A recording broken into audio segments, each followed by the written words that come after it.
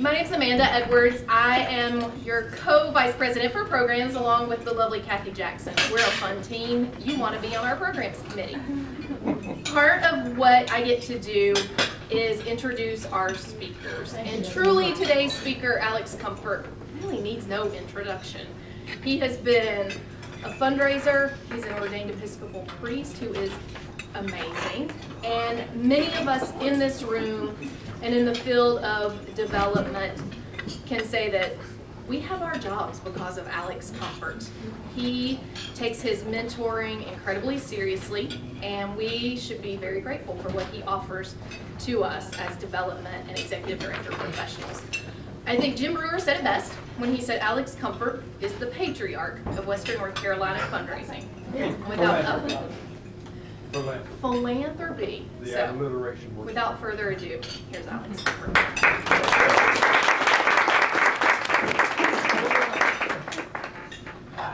All right, so I promised Mark I wouldn't wander around. Oh, Jim has me tied down. Okay, that's good. Good job, Jim. Thank you all very much. We've got desserts still coming out, and that is fine, so have your dessert.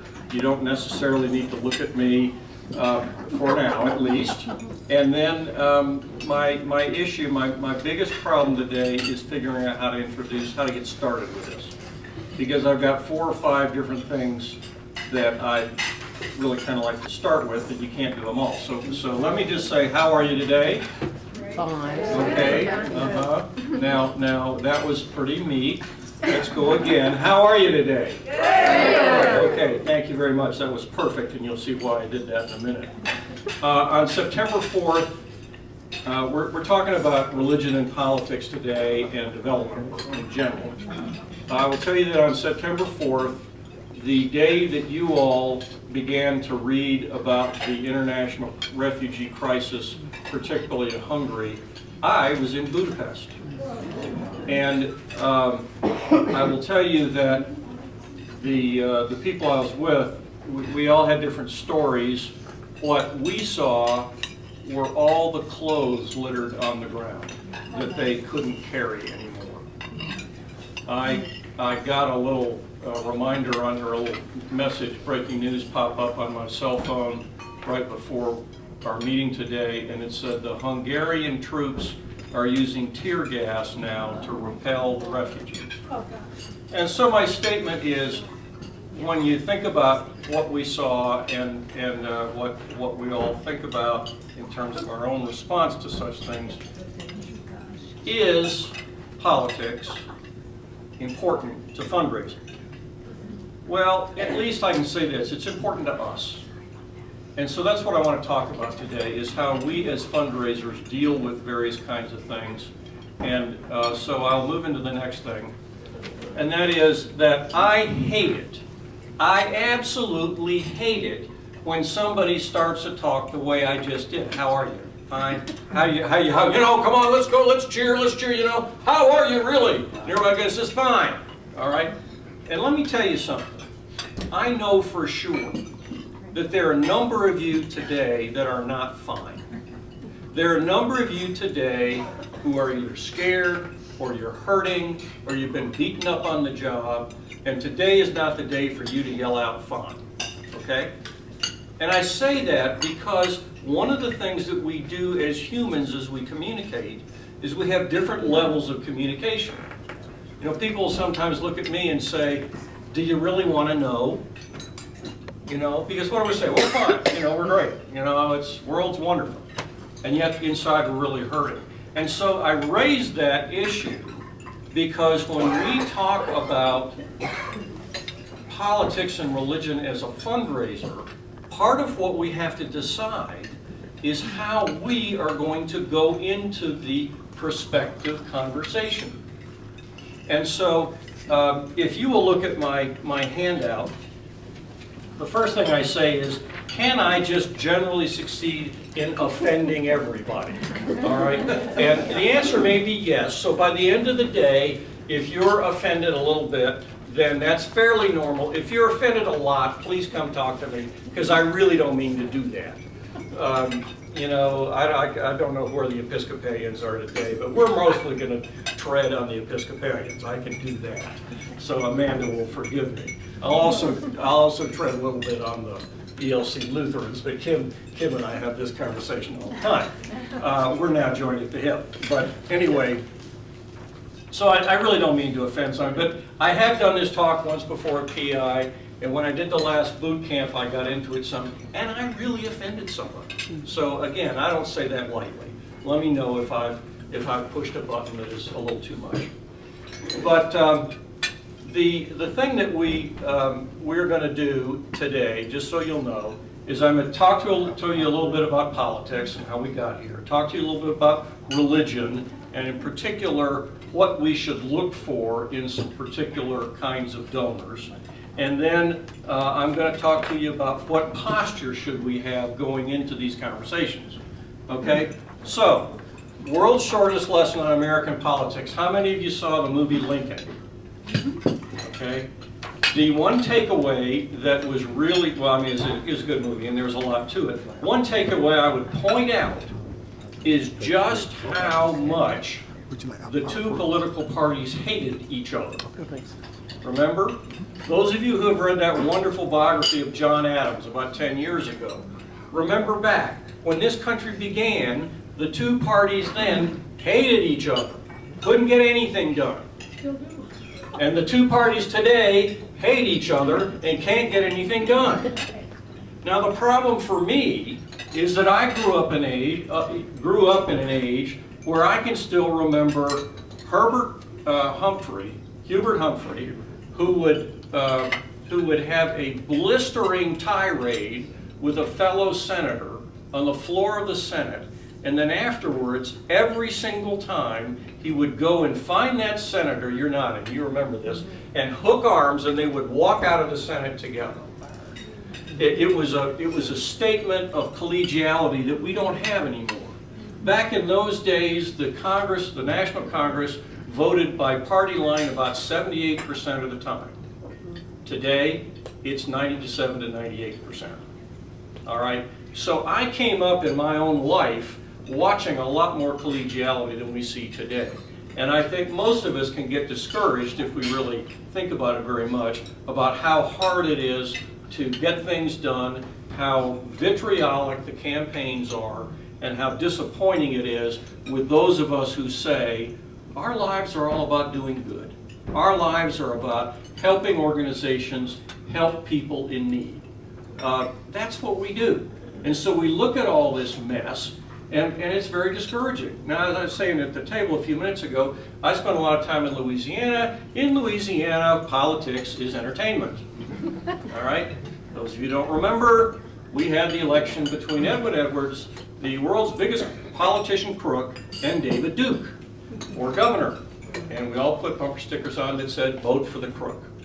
And we did. He was an honest crook. He was an honest crook, yes. We all knew. Jim was there too. And so you'll be glad to know that he has finally gotten out of jail and he's trying to run for Congress again. That's what he did. All right. Okay, so about 1994, a terribly important thing happened in the United States, and that is that a wave of new politicians were swept into Congress. And Charles Taylor here from Western North Carolina was one of those. It was the era when a Republican wave swept in, and one of the main reasons that they did, and it worked, was they learned to align themselves with the religious right.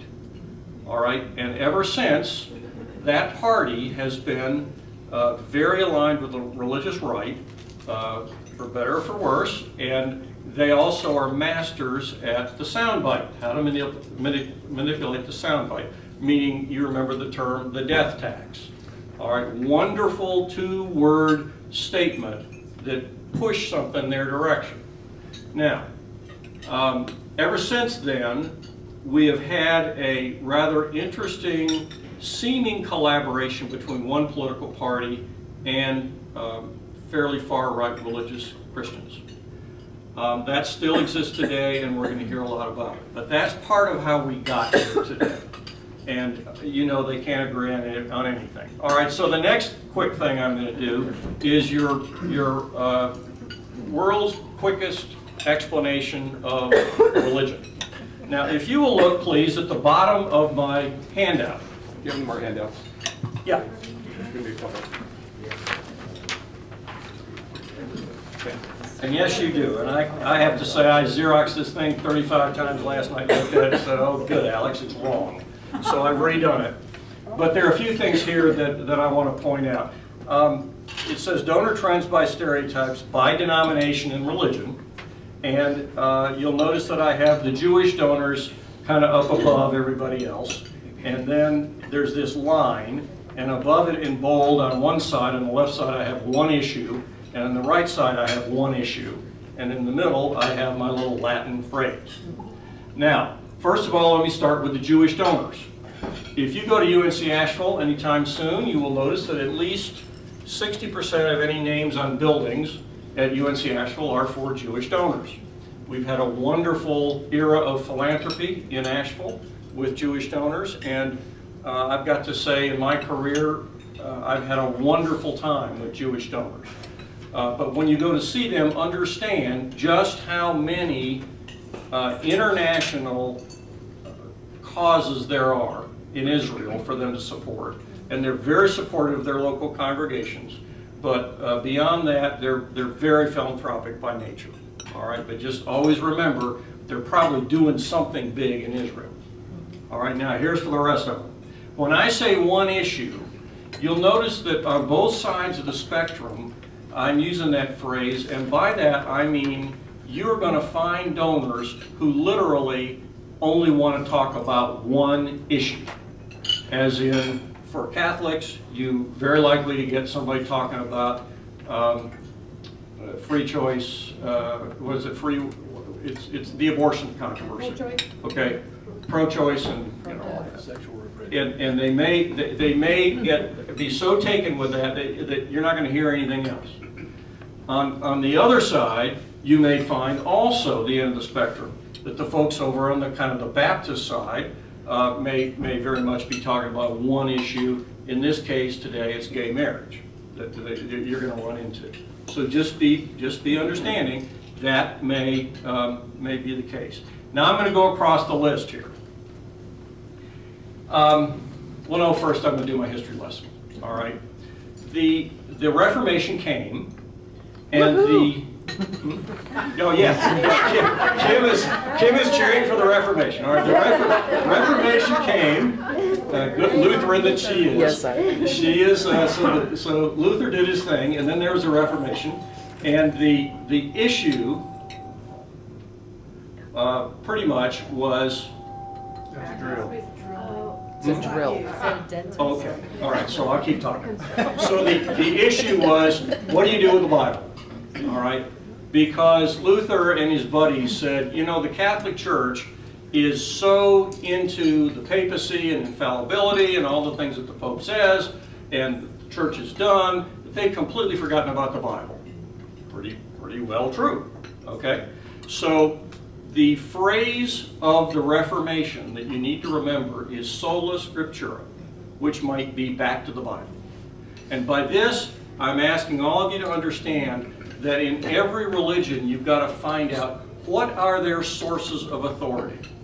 As an Episcopalian, I can say we have 3 sources of authority, and our lay people understand nothing about this. All right? I'm an Episcopalian. We don't know what we believe. We don't believe much of anything. But anyway, I'll explain that more. So the Catholics basically said, we believe in the Pope and what the Church has said, and at that point, that's what they believed in. Luther and the groups that came out of Luther's Reformation basically said, look, you've forgotten about the Bible, we believe in the Bible. That's it. That's all we believe in. Let's look at the Bible. Now, so then you get next to the Catholics, and I will say, by the way, the Counter-Reformation, when the Catholics said, well, they got a point. So let's try and remember what the Bible says a little bit at least. So then you got the Episcopalians. We unfortunately have to talk about King Henry VIII And can anything based on King Henry VIII be anything good at all? I say it can, but let's please not talk about King Henry VIII any more than that. But anyway, so the Episcopalians came forward in England, and they wanted to do things decently and in good order. That means come to our service, we will put on a wonderful liturgy, and we won't do anything else. So then the Lutherans came along out of Lutheranism, and Lutherans are very strong in their creeds in particular. So as my Lutheran church history professor said to me, I don't understand why you Episcopalians let lay people read the Bible. It's the most important part of the service. Why do you let the amateurs do that? The pros ought to do it. Well, I don't know. So anyway, yeah, so there's a good thing. But now the Episcopalians and the Lutherans, ELC, Evangelical Lutherans, are in a working agreement so that I can go celebrate in a Lutheran church and a Lutheran pastor can come celebrate the Eucharist in the Episcopal church, and it will be efficacious, as we say in our business. All right, so moving on down my line, and so basically, look at the double line with Sola Scriptura. Everybody to the right of that double line is basically not going to understand what I'm talking about if I say there's another source of authority other than the Bible. They don't understand that. They don't have that. I would say, well, the activities of the church in the world are authoritative, and Jesus did say, you know, I'm going to give you the Holy Spirit, and so if he did, then the Holy Spirit is probably active, and maybe somehow that's involved in our understanding and reasoning of that activity. And so we Episcopalians will talk about the history of the church, the scripture, and reason. Well, that's a slippery slope, don't you know? But anyway, so that's what we try and say, and you know, who knows.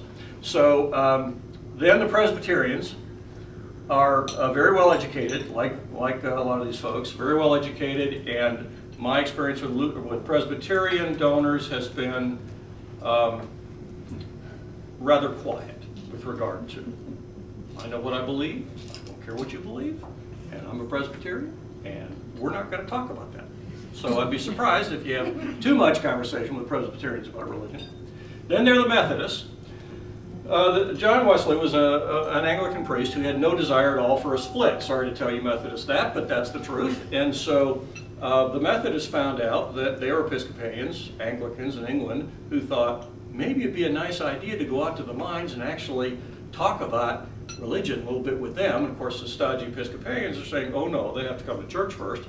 And so there was a split in the United States, and so all of a sudden we've got 7 times more Methodists than there are Episcopalians, which makes sense. And so anyway, the Methodists are sort of out of the Episcopal mold, but they've kind of done their own thing. I've always found the Methodists very easy to deal with, but again, they have a fairly wide range of theological opinion. Those of you who are from up north also know there's such a thing as American Baptists. American Baptists are much less conservative than Southern Baptists, and so if you find yourself talking to an American Baptist, it's sort of like talking to a Presbyterian or a Methodist. All right?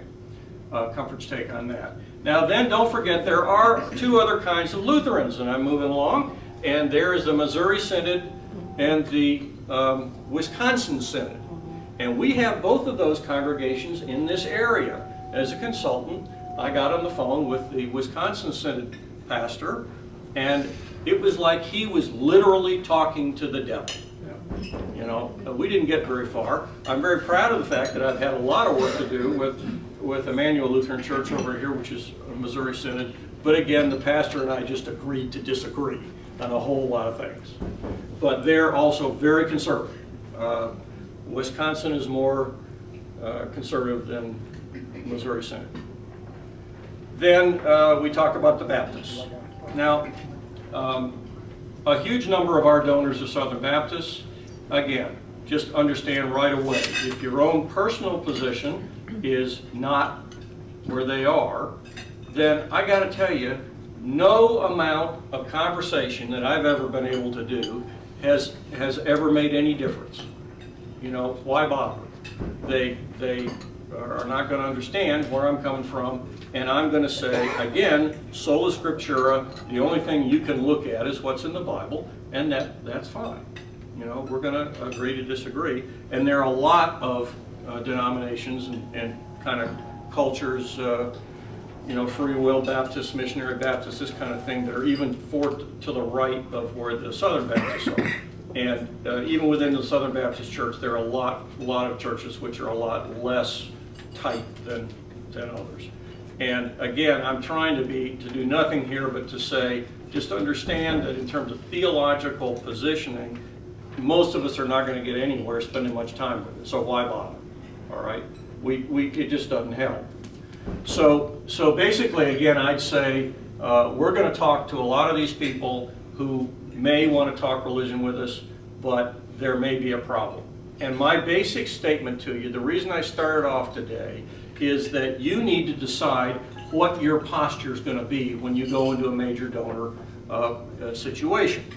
I like the clueless student. And part of my problem here is that I'm an AFP. I sign an ethical statement every year. And not only that, I'm a CFRE, which means I'm supposed to be teaching ethics all the time. And yet, in a way, I'm going to come into a donor's household and lie by not saying specifically where I come down, okay? And so this is where a lot of people look at me and say, this really isn't right. Well, a lot of people said they were fine today when they're not fine. I've got to put it in the same context. The bottom line is, what you and I are doing is trying to get to the greater good. We're trying to find some kind of common ground with which we can start a relationship and build on it. And I'll get into some specifics later on when I get to the end of this with some questions and situations that I've faced. And the truth is, they're very difficult to get around sometimes. But we're trying to get around it. So I would basically say, as far as politics and religion are concerned, number one, I'm a priest. Number two, I'm a fundraiser. I don't get very far with talking about those things. That's my posture. But I'm always interested in what people have to say. Why don't you tell me what you think? All right? By the way, I'm going to point at Kim today. She said she's going to razz me. I'm going to start with her before she gets started. And the truth is that a lot of the things I'm going to talk about today, really good fundraisers will be doing just as a matter of course, and they don't even know the names of what they do. Kim Hinkleman is a brilliant major gift fundraiser. But the things I'm about to tell you, she just does naturally, and she doesn't even know what name I'm going to put on them. But anyway, so the next one is the super professional. The super professional is, I'm a fundraiser, and I absolutely don't dwell on politics or religion. I've tried that a few times, it works okay. But anyway, they usually will get along with that. Then there's the agnostic, apolitical. I simply have no interest or position on any of this stuff. All right, again, I like to clue the student better because I can say, then I'd like you to tell me more about what you have to say. The cynic, I'm disgusted with organized religion and both hate them all. All right, that usually doesn't get you too far, but some of us feel that way. And then what I call the super patriot is, you know, I really don't know, I just always look for what's best for the country. Right? And basically what I'm saying then is that when you walk in the door, you need to have a posture with which you're going to have a conversation. All right? Okay, so the teaser I used last time to talk about this session was the following.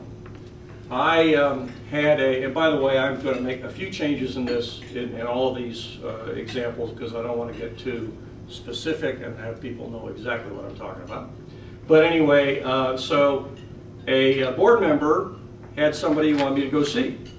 And I said, fine. I said, let's go together. And he said, oh, no, I don't want to go. Don't you love that? You know, I want you to go do the work and I won't come along. Kim's nodding, yes. And so we know these people. And so he gave me the name, and I called the guy and he said, oh yeah, come on.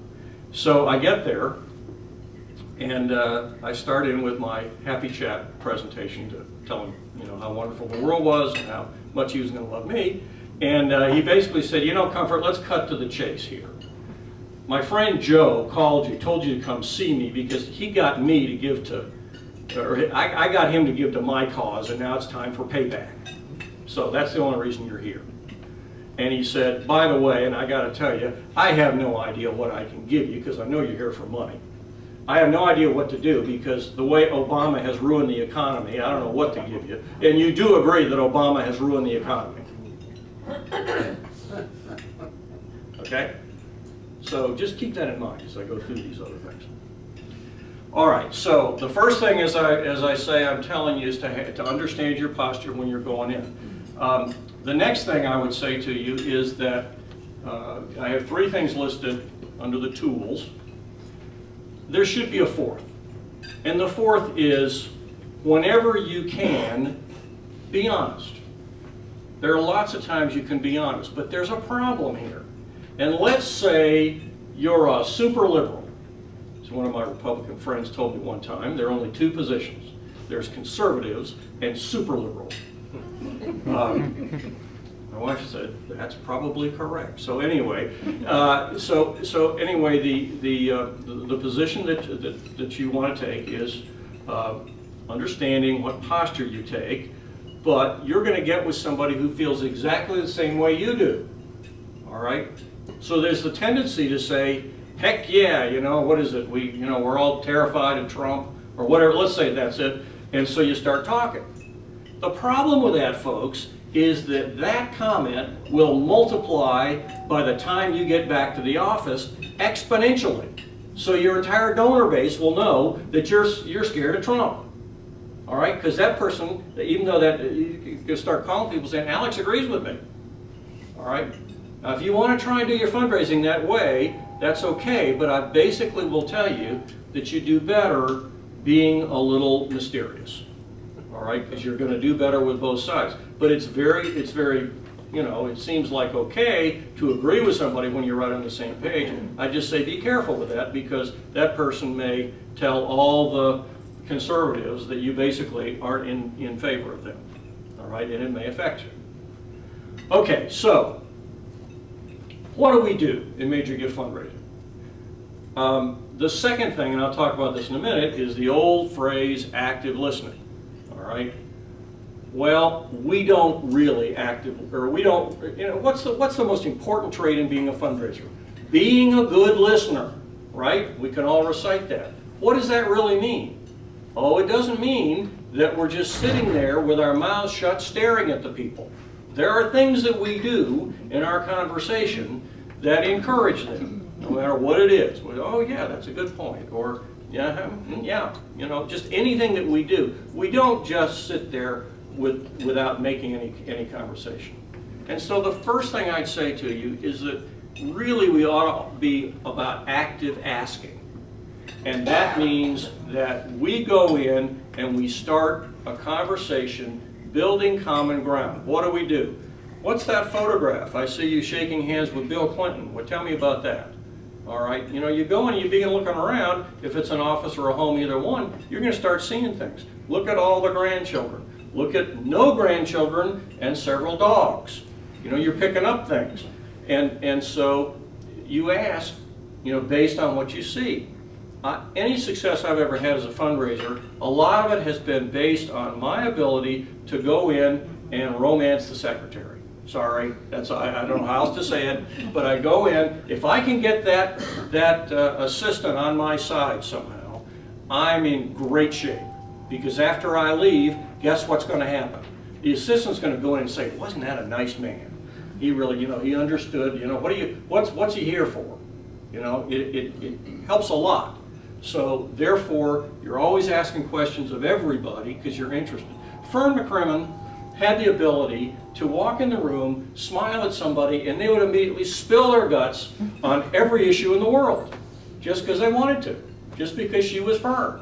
All right, she's still that way. Sorry, Fern, but you know, it's a lot of technique, but it's a lot of personality too. And so, always ask questions. Now, many of you have heard my story of the similar experience I had when I was asked by a board member to go see somebody in this community. And I went up and looked at the old home and started talking about the view.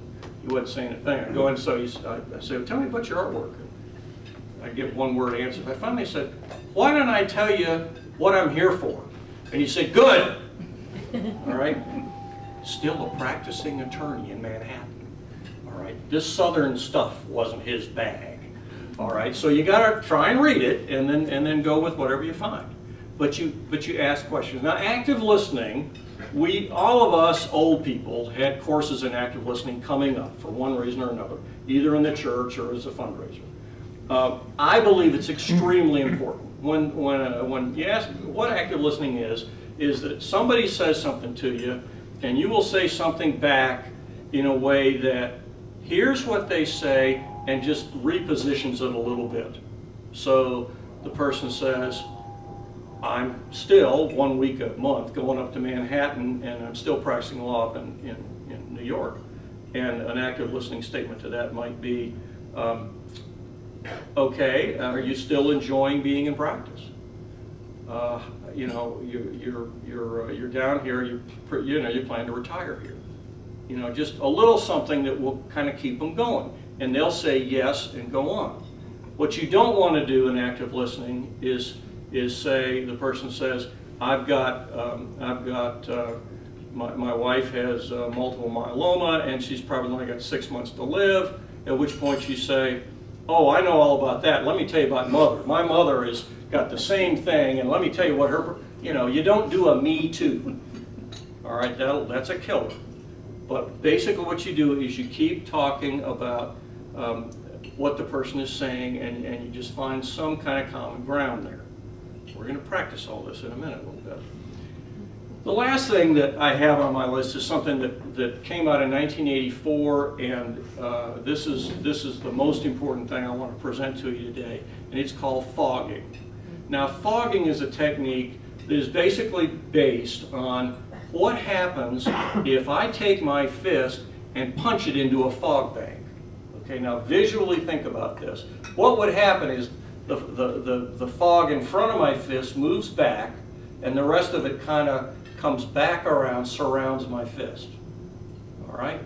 Now, fogging as a technique is when you find something you can agree with their presentation. All right? So part of my problem in this talk is that sometimes I say religion and politics, but the way it comes out is prejudice. And the kind of thing, fairly good example, go to see the major donor, it's a couple, one's talking a lot, the other one's not talking much, and the guy, the man, was the one doing the talking. He looked at me and he said, I finally said, well, you know, what made you all move from Arkansas up to this area? And he looked at me and he said, well, you're from New Orleans, you know. It's the heat and the blacks.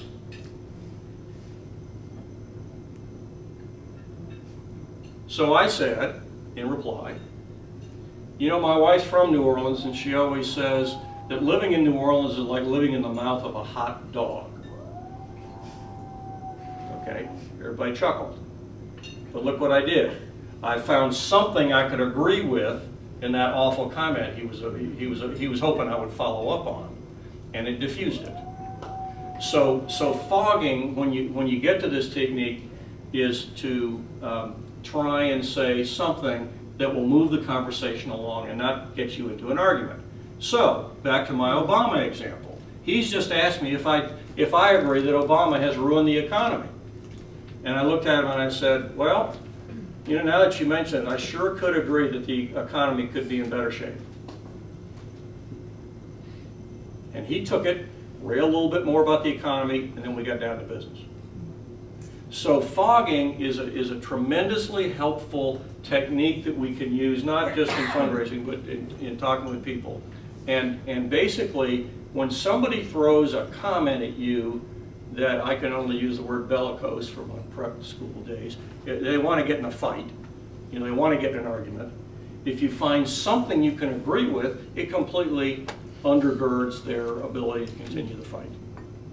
Now, you've got to try and do it and be true to yourself, and also to do it not in a way to make a fight. But I simply want to say this can be done, because the only thing you want is to get beyond the beginning comment and move to what you're there for, which is why that person should invest in the important work that you're doing.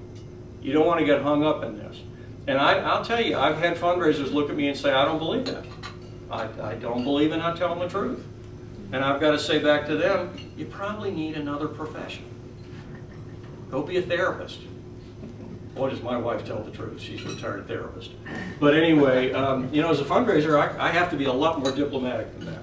But it doesn't mean you're not telling the truth. Well, it doesn't mean I'm not telling the truth. Okay, Fern, talk a little bit more about that. I think you can be very diplomatic. I think you can respond to someone who, you know, you may not believe what they're saying, or you may not want to respond to a specific thing that they have said.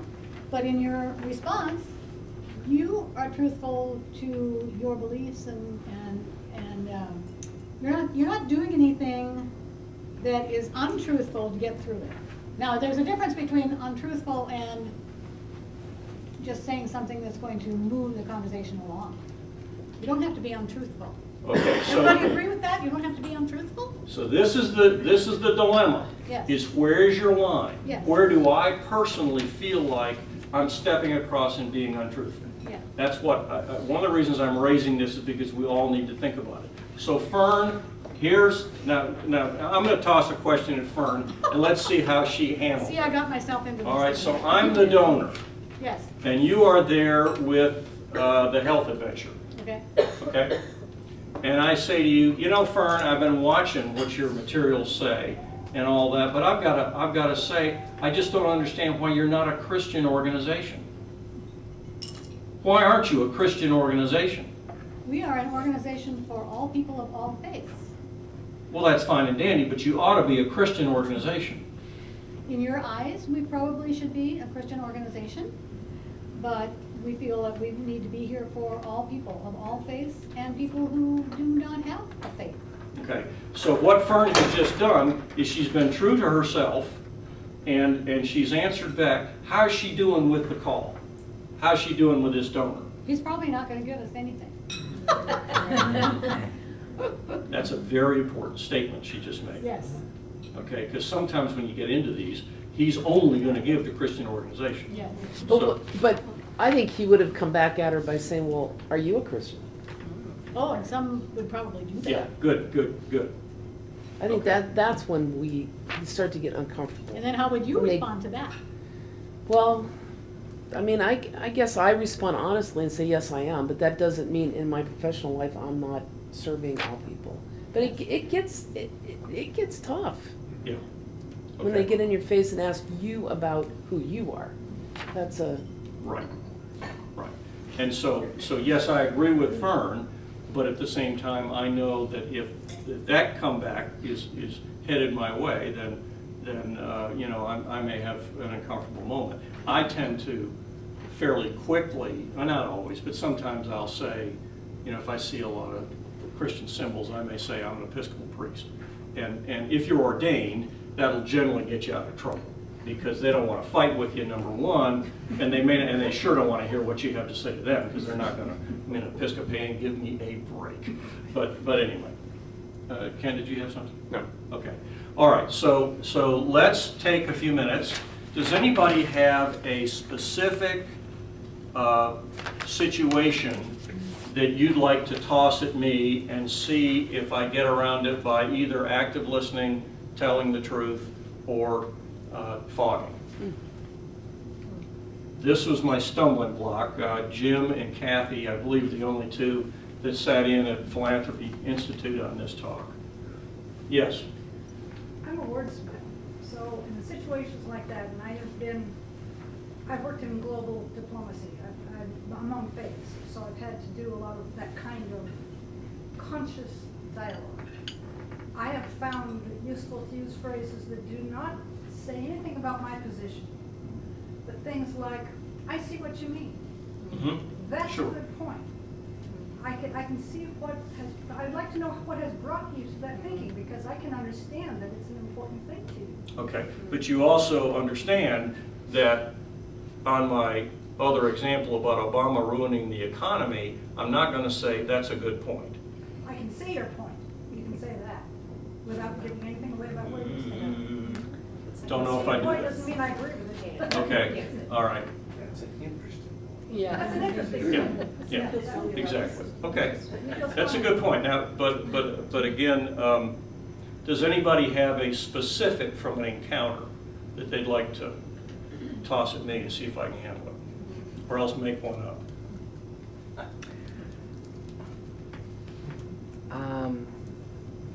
Well, this comes to, I think this is what you're looking for. If not, go with somebody else's. But I was in a meeting, and I'd mentioned that someone who I worked with had just gotten accepted to Harvard Divinity School, and the person who was sort of the most powerful decision maker in the room said, well, that's kind of ridiculous. Everything you would need to know is in the Bible. I don't know why anybody would go to, why is she going to divinity school? And you said back what? And I said, so, point 2 on the agenda. Something probably And along that may those lines. be the way to deal with it, you know, because probably everybody in the group is thinking, boy, we don't want to go there. You know, that's his opinion, and we don't want to fight with it. I think if I were to fog that, I would say. So he said, why would you go to divinity school? Because everything's in the Bible. I would say, well, one point is learn a lot more about the Bible. I agreed with him, but not really. Okay, anybody else have a, yes? I got an example. All right. You know, the whole problem with UNC Asheville is you don't have a business program. You got a bunch of liberals up there and they don't know a thing about business, so why should I give you money? I want to have a bet as to which one of us heard that more often. Well, you said an example. Okay, Yeah. and so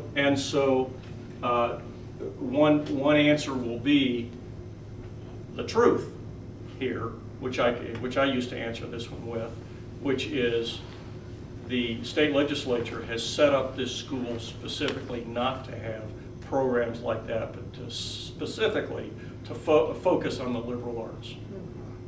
We do have a management program, but it's not a specific business school. But they feel, the legislature feels that by having Western nearby, and they have a business school, that's covered. All right. And a phenomenal accounting program from what I understand. Bob, Okay. yeah. I didn't go there, but I just. But again, yeah, there's some people who did. Yeah, you know, one of the things that Herb called me or emailed me and said that he had some things he wanted to talk to me about, and one of the issues was that when you get to a university, virtually or an awful lot of business people are going to look at you and say, that liberal university does nothing to encourage or at least even explain a conservative point of view. And so what are you going to do? I'd like to give to you, but I'm not going to give to one of your liberal programs. What can I give to? At which point Herb came up with a wonderful example saying, you know, we have a speaker series and maybe you'd like to bring a speaker in on a conservative point of view. I'll tell you, when I tried that at UNC Asheville, I was told to shut up. They wouldn't do it. And so with a university, you've got a real issue with how you present both sides of the political coin. Alex, I made a phone call to a gentleman very well known in this community whose interest was the environment and land preservation. Mm-hmm. And I was making the call to set up an appointment to just come by and talk to him about the organization I was working with.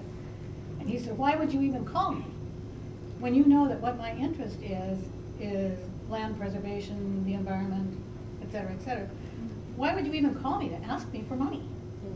You know, because he knew that the purpose of the meeting then was going to be to talk to him. What did you? So of course, I kind of carefully, gently went into what my organization was about and the mission and who we served and, you know, interested, I'm sure you're interested in children, you have children of your own, and so on and so on. So I thought I was doing a good job of telling him about why he should be interested in serving this organization in this community in which he lives. But the end of the conversation was, you know, you don't need to come and see me. It would be a waste of time. Okay. And what immediately came to my head when you said it was to say, you know, in all of my work, I try very hard not to pigeonhole people and not to say no for them. And it may be that you wouldn't be interested in my organization, but at the same time, I want to give you the opportunity to hear about it. Okay? And you know, every time I talk to people, I always say, don't say no for another person. All of us are going to be sitting in all our meetings. They're going to say, I need to go see Mr. Gott. We need to go see Mr. Gottrocks. Oh, he would not give to us, I'm sure, says your board chair. Okay? Let's let Mr. Gottrocks say no. And you know, then you have to gently try and deal with your board chair.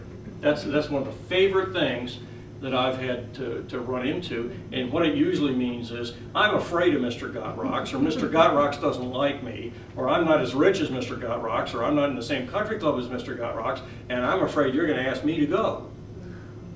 You know, but hey, Mr. Gottrocks has an opportunity to say yes or no for himself. Okay? Anybody else have a specific? That was a good one, Fern.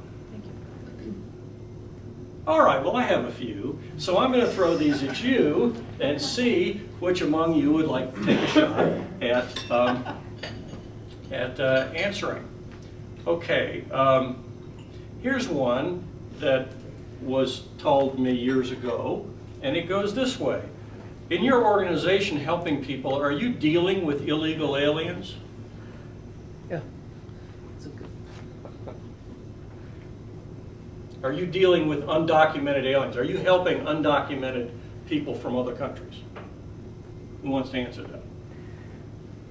We just had a screening of ET last night. That's good. I like that one. I'm sorry. I don't think he's not gonna resist. laugh, It's the first thing that came to my head. I immediately thought of a space person too. Isn't that funny? Well, I did too, because isn't that what alien really means? All right, well, I may be using the About wrong student word. services, Undocumented people in this country. Yeah, that's good. The 11 million who are not documented. Well, I think in that, and I work for a hospital, so in that case, I think I'd be honest and say, yes, as your county hospital, by law, we treat anybody who walks through the door that needs help. Okay, you got a nice piece of truth you can use. Right. All right, and then beyond that, the person will decide whether or not Right. he's willing to continue the conversation. What if you're in a private organization? What do you say? You might say, tell me more about your concerns regarding illegal aliens. Okay, and that's the what do I call the clueless student that's saying, oh well, tell me where you're coming from. You know, and you know, you may have to sit there an extra 20 minutes listening to it, you know, this thing about whatever. At which point you might look at them and say, well, let me tell you a story of what happened last week. And Well, you also might find out that that question is, they want to make sure you are caring for those people. Yeah. So don't make an Thank you. assumption. Thank you. Sometimes they're tested. Yeah. Yeah. So, you know, again, as I say, when it really is something where you need to tell the truth, then tell the truth. And don't forget, if you lose the gift, that's okay. As long as you handle it well and give them the opportunity, and if they are prejudiced or unwilling to go there, you know, that's fine. For the well-known person who is the person that only deals with the environment, yeah, you bet. I sit there with my list of activities and try and come up with something that might resonate with this person. But at the same time, I may go ahead and make the call with a hope that he would sit down and broaden his philanthropic funding spectrum a little bit. Okay, so let me try another one. Have you ever done a survey to see if you're helping Republicans and Democrats equally?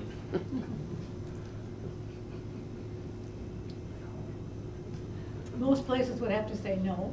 Yeah, okay. Why not? Once you say, well, we want to focus on, and then what you're actually doing. as much as you can. Or you could say, we need a major gift to help us support that survey. Would you like to help us produce that survey? Yeah, and that's a wonderful answer. What I tell you is that I'm not gonna go there unless I know my executive director and my board are gonna be happy with us sending out that survey. Because that person's very liable to say yes. All right, so you gotta be really careful. And we've all been burned on this stuff before, haven't we? You gotta be careful. But good response. It seems like in situations like that too, you could use that you're a nonprofit and that you're really supposed to steer clear of some of that politically. And I do think, you know, in a way, what I'm finding is that there hasn't been too much really bad history with most of us in these questions, these issues that I'm raising. Most of the time, it is a matter of a person really understanding what a nonprofit's mission is. And so we're always smart to be sure we explain the mission properly and in direct language. But you know, if a person wants to show their problems, then they're going to do it. Next question. This is not specifically politics or religion, but in a way it is. I hope you don't mind that Confederate battle flag you see in my hallway, but I see that as a picture of our heritage. It's lovely. Nice piece of art. It's lovely, nice piece of art. I made that up. My great-grandfather fought for the 42nd North Carolina, but he was a secret Union sympathizer. Okay, all right. Yeah, using a past family example, you can get away with that sometimes, as long as the follow-up doesn't come. And you still are supportive of that, aren't you? You know. Anybody else want to take that one on? Karen Yeagerhofer? No, she should. Well, you could say, tell me It's how. part of our heritage. You can't deny that. I'm just saying this is a part of our heritage. And so you might come back saying, how do you describe this as your heritage? Because there's a lot of question about that today, I know. All right, give him a chance to have his say. Tell me what it means to you. Tell me what it means to you. I'd love to hear more. Tell me about your family. Can I tell you about another incident Sure. that I had? Sure. I was working with an organization that supported mental health issues for people. Right. And I went to someone and who I knew very well, he and his wife. I went to their home, and we were talking about all kinds of things just because I knew him very well, knew them well. And then I got down to the ask for some support, and I knew that they were well enough off that they could afford to give a minimum of $250 to start with. So I asked for the gift. The gentleman is no longer alive, by the way. So he proceeded to write out the check, I think because he knew me. He wanted to support what I was doing. But when he handed me the check, he said, it's like putting it in a deep, dark hole, isn't it? Ooh. And I wasn't quite sure how to come back with that, but I've heard you mention mission a lot, and I've heard people in here say, stick to your mission. So what I did was I said, oh, let me tell you about some of the things that we do to help the people who come to this organization and the counseling that is done and how valuable that has been.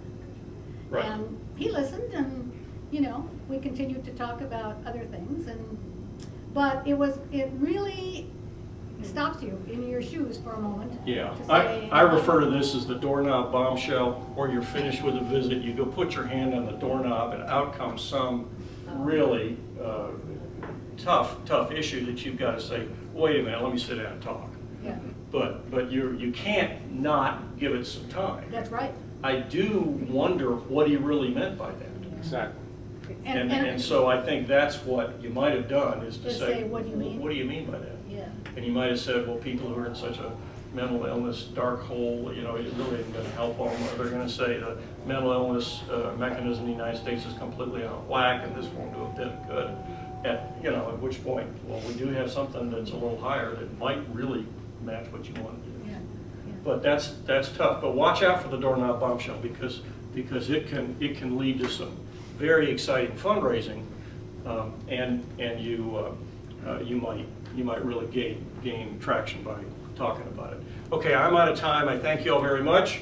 And I want to, Amanda, you going to talk about next month? You can. All right, let me just go ahead and tell you that Bill Kindard, who is the Senior Vice President for Philanthropy of Mission Healthcare, is going to come and talk about innovation in fundraising and basically talking about innovation as a process.